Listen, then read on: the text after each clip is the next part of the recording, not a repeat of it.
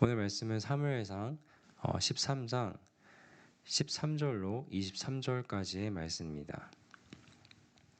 사무엘상 13장 13절로 23절까지의 말씀.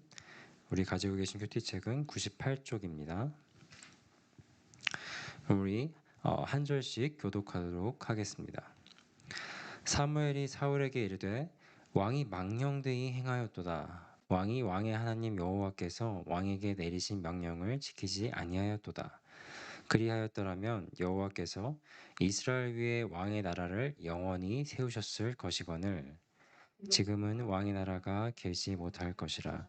여호와께서 왕에게 명령하신 바를 왕이 지키지 아니하였으므로 여호와께서 그의 마음에 맞는 사람을 구하여 여호와께서 그를 그의 백성의 지도자로 삼으셨느니라 하고, 사무엘이 일어나 길갈에서 떠나 베냐민 기브아로 올라가니라. 사울이 자기와 함께한 백성의 수를 세어보니 600명 가량이라. 사울과 그의 아들 요나단과 그들과 함께한 백성은 베냐민 게바에 있고 블레셋 사람들은 믹마스에 진쳤더니, 노략군들이 세 대로 블레셋 사람들의 진영에서 나와서 한 대는 오브라 길을 따라서 수알 땅에 이르렀고, 한 대는 베토론 길로 행하였고, 한 대는 광야 쪽으로 스모인 골짜기가 내려다 보이는 지역길로 향하였더라. 그때 이스라엘 온 땅에 철공이 없었으니 이는 블레셋 사람들이 말하기를 히브리 사람이 칼이나 창을 만들까 두렵다 하였습니다. 온 이스라엘 사람들이 각기 보습이나 삽이나 도끼나 괭이를 벼리려면 블레셋 사람들에게로 내려갔었는데, 곧 그들이 괭이나 삽이나 쇠스랑이나 도끼나 쇠채찍이 무딜 때에 그리하였으므로 싸우는 날에 사울과 요나단과 함께한 백성의 손에는 칼이나 창이 없고 오직 사울과 그의 아들 요나단에게만 있었더라. 함께 읽겠습니다. 블레셋 사람들의 부대가 나와서 믹마스 어귀에 이르렀더라. 아멘. 네, 오늘 함께 읽으신 이 본문 13절 이 시작을 보면 사무엘이 사울에게 이르되 왕이 망령되이 행하였도다. 네, 이렇게 질책하는 말씀으로 시작을 하고 있습니다. 그럼 사울이 어떻게 행동하였길래 이 사무엘 선지자가 이렇게 말씀하며 시작하고 있을까? 바로 그 직전 구절을 살펴보면 우리가 알 수 있겠죠. 이 바로 직전 구절을 제가 읽어드리면, 이에 내가 이르기를, 이 사울이 하는 말이죠. 이에 내가 이르기를 블레셋 사람들이 나를 치러 길갈로 내려오겠거늘 내가 여호와께 은혜를 간구하지 못하였다 하고 부득이하여 번제를 드렸나이다 하니라. 이 바로 직전 구절, 번제를 드렸나이다, 번제를 드렸다 이렇게 마치고 있죠. 그래서 이 문맥을 봤을 때 우리가 이 사무엘 선지자가 사울을 이렇게 망령되이 행하였다까지 이렇게 말씀하는 것은 사울이 제사를 드렸기 때문이겠구나라고 흔히 좀 처음에 생각을 하기가 쉽습니다. 그럼 우리가 생각을 해볼 수가 있어요. 사울이 그럼 이 제사를 드린 게 그렇게 큰 죄였는가? 그런데 우리가 이 성경 말씀을 통해서 쭉 보게 되고 앞으로 이어지는 사무엘서와 열왕기서를 쭉 이어서 우리가 볼 때 왕이 제사를 드린 이 장면, 사실 제사는 제사장이 드려야 되는 것인데 왕이 제사를 드린 이 장면, 우리가 처음 생각했을 때는 아주 큰 잘못처럼 느껴질 수가 있는데, 물론 이것이 좋은 모습은 아니었을 수 있어요. 그런데 꼭 그렇진 않았겠구나라고 우리가 생각할 수 있는 것은, 이후에 다윗이나 솔로몬도 하나님께 직접 제사를 드린 장면이 나오게 되거든요. 예를 들어서 사무엘하 24장 24절 25절 말씀을 보게 되면 제가 읽어드릴게요. 다윗이 은 50세겔로 타작마당과 소를 사고 그곳에서 여호와를 위하여 제단을 쌓고 번제와 화목제를 드렸더니, 이렇게 나오고 있고요. 바로 이어지는 말씀이 뭐라고 하냐면, 이에 여호와께서 그 땅을 위한 기도를 들으심에 이스라엘에게 내리는 재앙이 그쳤더라. 이렇게 말씀하고 있습니다. 이 다윗이 제사를 올려드렸는데 또한 그것을 하나님께서 받아주시고 그 재앙을 그쳐주셨다는 말씀이 나와 있어요. 그리고 또 우리 솔로몬의 이런 경우도 있는데 열왕기상 3장 15절에 보면 또 이렇게 말씀하고 있습니다. 솔로몬이 깨어보니 꿈이더라. 이에 예루살렘에 이르러 여호와의 언약궤 앞에 서서 번제와 감사의 제물을 드리고 모든 신하들을 위하여 잔치하였더라.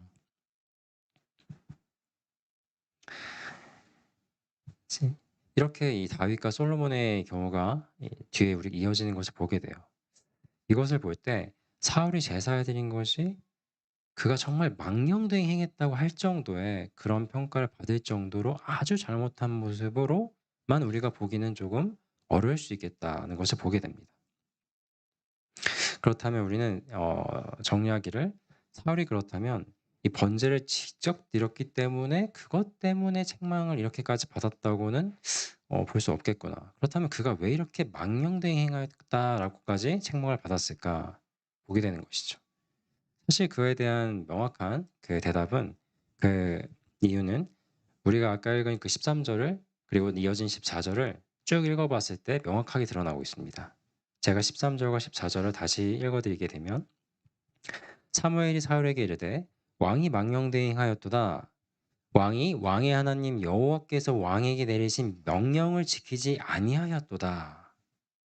그리하였더라면 여호와께서 이스라엘 위에 왕의 나라를 영원히 세우셨을 것이거늘 14절에 보면 지금은 왕의 나라가 길지 못할 것이라 여호와께서 왕에게 명령하신 바를 왕이 지키지 아니하였으므로 이렇게 분명하게 말씀을 하고 있습니다.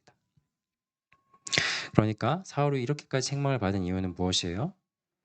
그가 제사를 직접 드렸다는 그 사실보다는 그가 하나님이 하신 그 명령 그 말씀을 온전히 순종하여 지키지 아니하였다는 것에 사울이 이런 책망을 받았다는 것을 우리가 명확히 알게 되는 것입니다.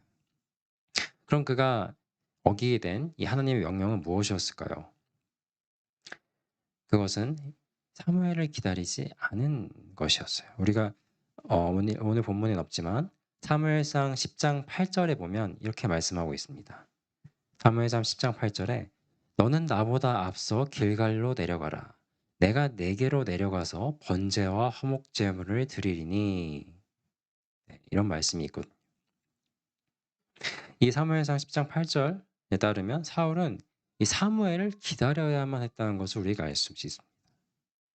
그러면 사무엘이 사울에게 내려갈 것이었고 하나님 앞에서 이 번제와 화목 제물을 드릴 것이었어요. 그런데 사울은 이 사무엘을 기다리지 못했죠. 그런데 또 우리가 여기서 한 번 더 생각해 볼 수가 있습니다. 아니 그렇다면 사무엘을 기다리지 못한 것이 그렇게 하나님 앞에서 큰 죄였는가? 우리가 어제도 말씀을 묵상하였지만 잘 아시지 않습니까? 우리가 사울의 상황을 잘 알고 있습니다. 그의 상황을 우리가 모르는 것이 아니었어요. 오늘 본문에 없지만 어제 사무엘상 13장 11절, 12절 말씀을 제가 한번 다시 읽어드릴게요. 11절에 보면 사무엘이 이르되 왕이 행하신 것이 무엇이냐 하니 이제 사울이 이르되 백성은 내게서 흩어지고 당신은 정한 날 안에 오지 아니하고 블레셋 사람은 믹마스에 모였음을 내가 보았으므로 이에 내가 이르기를 블레셋 사람들이 나를 치러 길갈로 내려오겠거늘 내가 여호와께 은혜를 간구하지 못하였다 하고 부득이하여 번제를 드렸나이다. 자, 이 모습을 보면 우리가 사울이 이해가 사실 안 되지는 않죠. 이 당장 이 눈앞에 이 전쟁 이 상황이고 병사들은 막 하나둘 이탈하고 있고 막 도망가고 있고 사무엘은 아직 도착하지 않고 있고 이 마음이 다급해진 상황 가운데 이렇게 이제 사울이 행동했다라는 것을 차분히 이렇게 말해주고 있는 구절이 11절 또 이어진 12절인데 우리가 아까의 질문을 한번 다시금 돌아가 보게 되는 것이죠.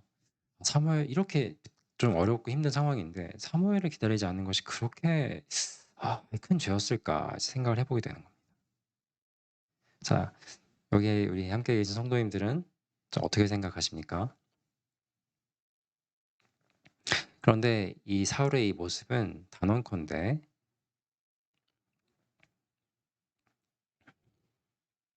정말 하나님 앞에서 큰 죄악과도 같았습니다.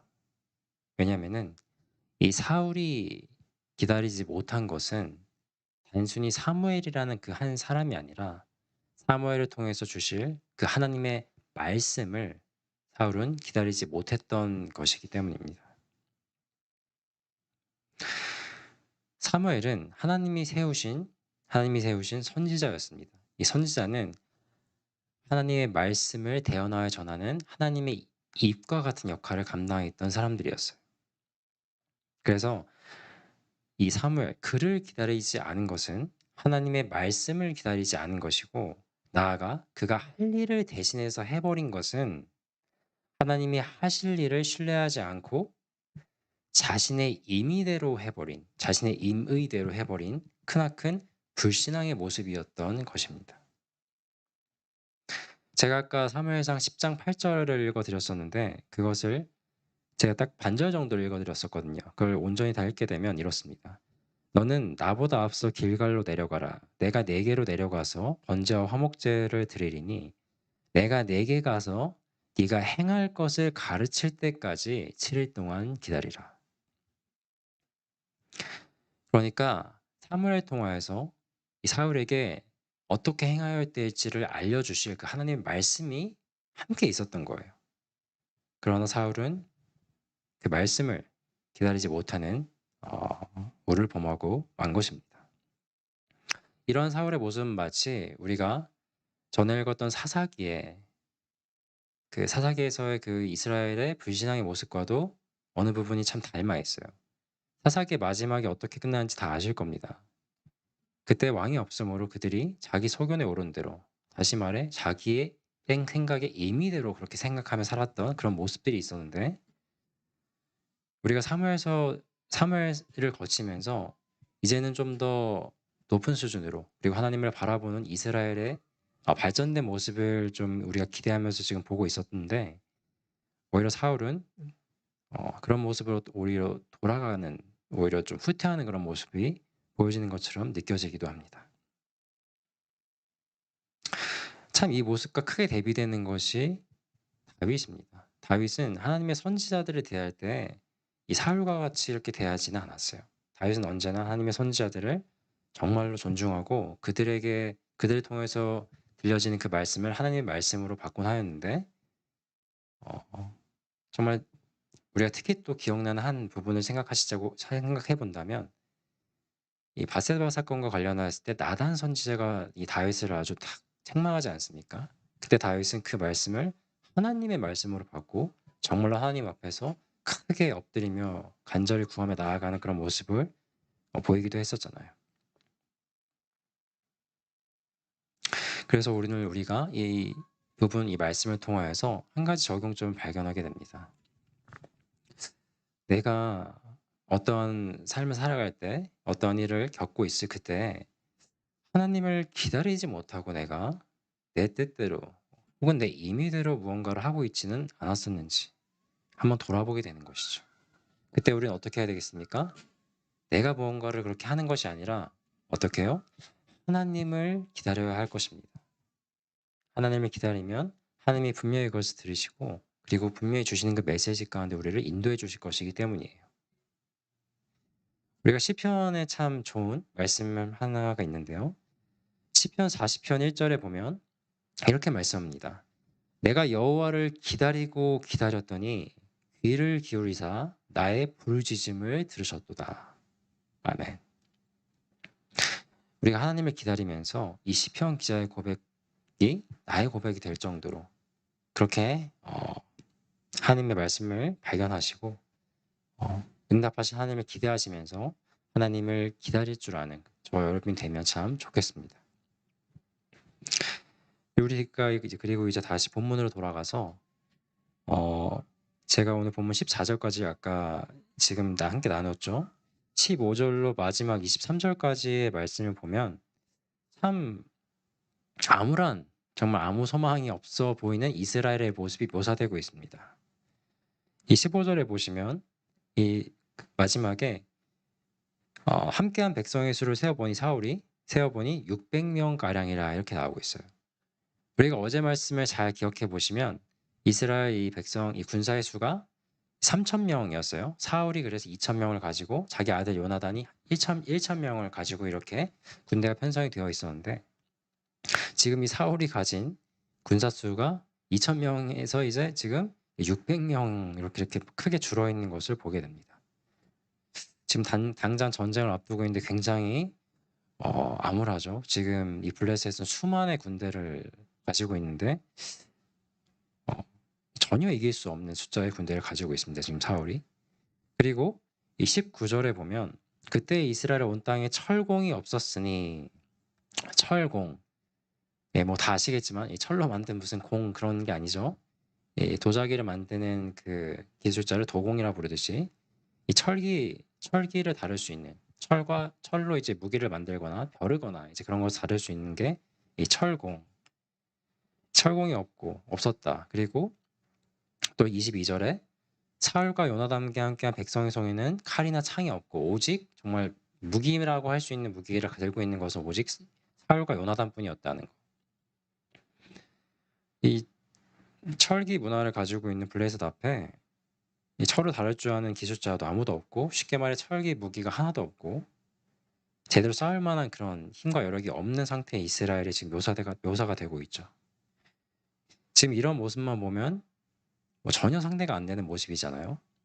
참 이게 암울해 보이고 아무 소망이 없어 보이는 이 이스라엘에 대한 묘사를 볼 때 우리가 그럼 이런 본문이 우리에게 주시는 도전은 무엇일까?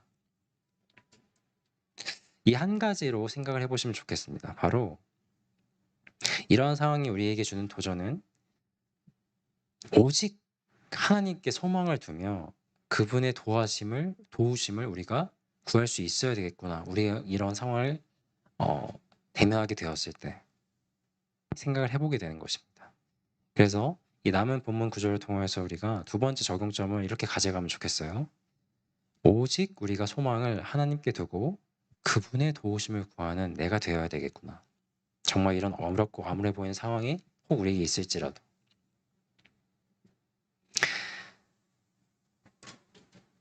그렇게 정말 오직 소망을 하나님께 둘 수 있는 저와 여러분 되시기를 소망합니다. 그래서 오늘 본문 말씀을 통해서 우리가 크게 두 가지의 기도를 가지고 주님께 앞으로 나아가시면 좋겠습니다. 먼저는 정말 내가 하나님의 뜻을 기다리지 못하고 임의대로 하며 살아가고 있는 것은 없는지, 내가 정말 하나님의 뜻을 기다리고 기다릴 때 나의 지짐을 들으시고 나에게 주님의 말씀으로 인도하실 그분을 의지하며 나아가는 우리가 될 수 있기를. 그리고 이어서는 정말 오직 소망을 하나님께만 두고 그분의 도우심을 의지할 수 있는 저와 여러분 되기를. 우리가 이 두 가지 기도 제목을 놓고 함께 통성으로 주님께 기도하며 나아가는 시간 되기를 원합니다. 함께 통성으로 기도하겠습니다.